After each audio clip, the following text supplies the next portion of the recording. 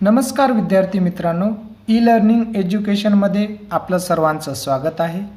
मराठी विषयातील पाठ क्रमांक 11 इंधन बचत या पाठाचे आज आपण अध्ययन करणार आहोत।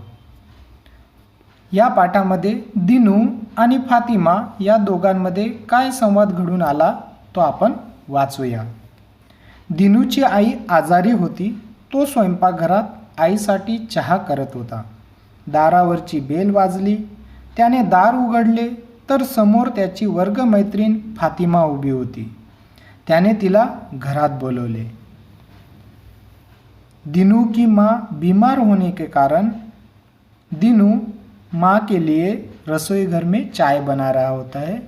उतने में दरवाजे की बेल बजती है और वो दरवाज़ा खोलता है तो सामने देखता है कि अपनी क्लासमेट फातिमा आई है और उसको अंदर बुलाया। आगे दोनों में क्या बातचीत होती है, दोघांमध्ये काय संवाद घडून येतोय तो आपण वाचूया। दिनू म्हणाला, फातिमा ये बस। फातिमा म्हणाली, दिनू तू काय करतोस? मतलब फातिमा ने दिनू को पूछा कि तू क्या कर रहा है? दिनू म्हणाला, आईसाठी चहा करतोय। तुझ्यासाठी करूँ का? दिनू ने क्या कहा कि मैं माँ के लिए चाय बना रहा हूँ। तुम्हारे लिए भी बनाऊँ क्या? ऐसा दिनू पूछता है फातिमा से। फातिमा म्हणाली, फातिमा हसते हसते बोलती है, नको मी चहा घेत नाही। काय रे, एक कप चहा करण्यासाठी एवढं मोठं पातेलं? मतलब हंसते हंसते फातिमा कहती है कि नहीं, मैं चाय नहीं लेती हूँ। और क्या एक कप चाय बनानी है और उसके लिए इतना बड़ा बर्तन? दिनू म्हणाला, काय बिघडलं? तो दिनू ने कहा, क्या हुआ? फातिमा म्हणाली, अरे छोटं पातेलं घेतलं असतंस तर पाणी लवकर उकळलं असतं। फातिमा क्या कहती है कि अगर छोटा बर्तन लिया होता तो चाय के लिए जो पानी उसमें डाला है वो जल्दी उबल जाता। दिनू म्हणाला, हे माझ्या लक्षातच आलं नाही। दिनू ने क्या कहा कि ये तो मेरे ध्यान में ही आया नहीं। फातिमा म्हणाली, अरे छोट्या पातेल्यामुळे चहा लवकर झाला असता आणि हो, इंधनाची म्हणजे गॅसचीही बचत झाली असती, समझलं? अर्थात फातिमा ने क्या कहा कि अगर छोटा बर्तन लिया होता तो चाय तो लवकर जल्दी बन जाती और साथ ही साथ ईंधन की बचत भी हो जाती, अर्थात गैस की भी बचत हो जाती। दिनू म्हणाला, समजलं आणि लक्षातही आलं। दिनूने चहा कपात ओतला आणि आईला नेऊन दिला। दिनू ने क्या कहा कि हाँ, मुझे समझ में आया और ईंधन बचत कैसी होती है ये मुझे समझ में आया। उसके बाद दिनू ने क्या किया, चाय कप में डालकर अपनी माँ को दे दिया। इस तरह इस पाठ का अध्ययन दिनू और फातिमा के बीच क्या संवाद हो रहा है वो हमने पढ़ा।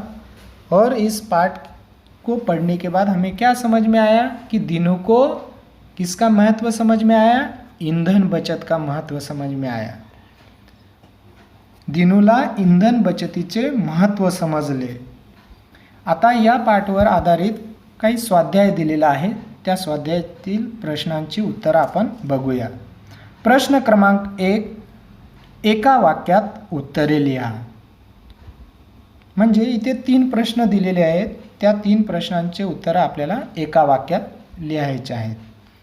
प्रश्न क्रमांक अ, हा संवाद कोठे झाला? अर्थात ये दिनू और फातिमा के बीच जो बातचीत हो रही है वो कौन सी जगह पे हो रही है? याचं उत्तर आपण काय लिहिणार?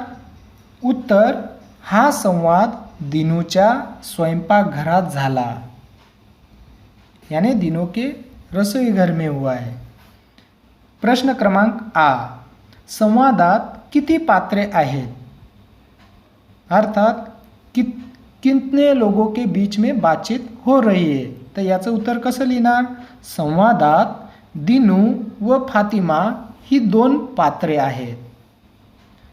प्रश्न क्रमांक ई. दिनूला कशाचे महत्त्व पटले? अर्थात दिनू को किसका महत्त्व समझ में आया? तर याचं उत्तर काय लिहिणार? उत्तर दिनूला इंधन बचतीचे महत्त्व पटले. या अशा पद्धतीने आपण एका वाक्यात उत्तरे लिहायची आहे.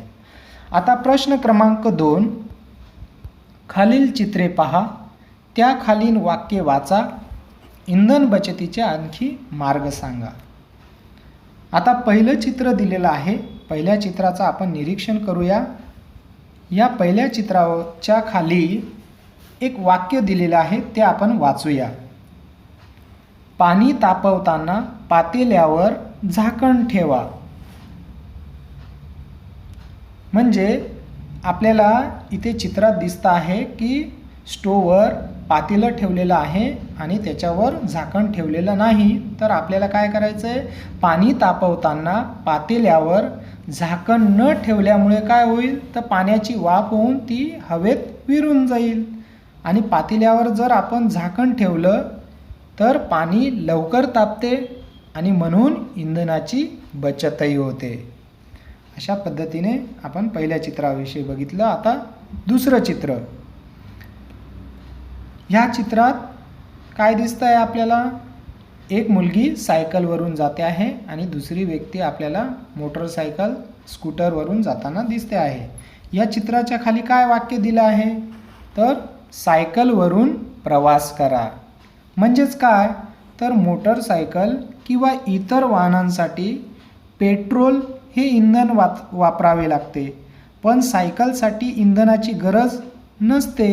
त्यामुळे सायकल वापरून पेट्रोल या इंधनाची बचत करता येते. चित्र क्रमांक 3. ह्या चित्रात आपल्याला दिसतं आहे बस, रेल्वे दिसते आहे आणि काही खाजगी वाहनं पण दिसत आहेत. या चित्राच्या खाली काय वाक्य दिलं आहे ते वाचूया. बसने, रेल्वेने प्रवास करा. म्हणजेच काय? तर खाजगी वाहनांमुळे प्रत्येक वाहनामागे खूप इंधन वापरलं जातं, पण सार्वजनिक वाहनांमुळे एकाच वेळी अनेक जण प्रवास करतात, त्यामुळे इंधनाची बचत होते. पुढचं चित्र आहे चित्र क्रमांक 4. या चित्राच्या खाली वाक्य दिलेले ते वाचूया. सौर ऊर्जेचा वापर करा. म्हणजेच काय? तर आपल्याला त्या चित्रात दिसतं आहे बिल्डिंगच्या वर आपल्याला सोलर दिसतं आहे, जे सौर ऊर्जेवर ते चालतं. म्हणजेच काय? तर अन्न शिजवणे, पाणी तापवणे यासारख्या कामांसाठी सौरबंब तसेच सूर्यचूल यांचा वापर करावा. सौर ऊर्जा मुबलक व मोफत उपलब्ध असते, त्यामुळे गॅस, घासलेट यासारख्या इंधनांची बचत होते. आता प्रश्न क्रमांक 3. खालील साधने ओळखा.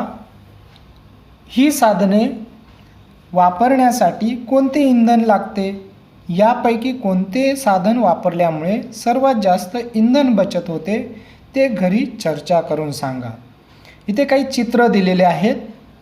ज्या साधनांचं आपण निरीक्षण करायचं आहे, ते साधन कोणतं आहे ते ओळखायचं आहे आणि त्या साधनासाठी कोणतं इंधन लागतं हे आपल्याला सांगायचं आहे. याची चर्चा आपल्याला घरातील सदस्यांसोबत करायची आहे. तर पहिलं चित्र आहे. पहिल्या चित्रात कोणतं साधन दिसतं आहे? तर कोळसा शेगडी. ही आहे कोळसा शेगडी. कोळसा शेगडीसाठी कोणतं इंधन लागतं? तर दगडी कोळसा. आता दुसरं चित्र. दुसऱ्या चित्रात आपल्याला दिसतो आहे स्टोव. स्टोव हे साधन दिसतं आहे. स्टोव कशावर चालतं? तर घासलेट. त्यालाच आपण रॉकेलसुद्धा म्हणतो. तिसऱ्या चित्रात आपल्याला दिसते आहे चूल दिसते आहे.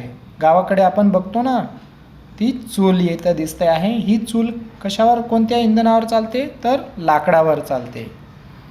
यानंतर पुढचं चित्र आहे. या चित्रात साधन आहे गॅस शेगडी.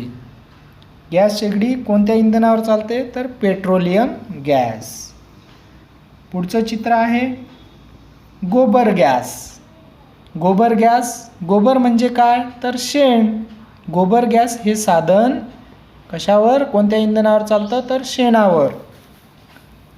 त्यानंतर पुढचं चित्र आहे सौर चुलीचं. या साधनामध्ये इंधन कोणतं वापरलं जातं तर सूर्यप्रकाश. जो सूर्यप्रकाश आपल्याला निसर्गाकडून विनामूल्य उपलब्ध होतो. यानंतर पुढचं चित्र आहे विजेची शेगडी. विजेची शेगडी ती कशावर चालते तर विजेवर, जे विद्युत ऊर्जेवर. तर आपल्याला प्रश्नात विचारलेलं आहे की यापैकी कोणतं साधन हे सर्वात जास्त इंधन बचत करणारं आहे. तर या चित्रांमध्ये आपण बघितलं यापैकी सौर चूल वापरल्याने इंधनाची सर्वात जास्त बचत होते. कारण सौर चुलीसाठी जी ऊर्जा लागते ती ऊर्जा सूर्यप्रकाश, जी आपल्याला निसर्गाकडून विनामूल्य उपलब्ध होते. तर अशा पद्धतीने आपण पाठ क्रमांक 11 इंधन बचत या पाठाचं आपण अध्ययन केलं. त्यात दिनू आणि फातिमामध्ये कशा प्रकारचा संवाद घडून आला हे आपण बघितलं. या पाठावर आधारित जो स्वाध्याय आहे, स्वाध्यायातील प्रश्नांची उत्तरं कशी लिहायची ते आपण बघितलं. धन्यवाद.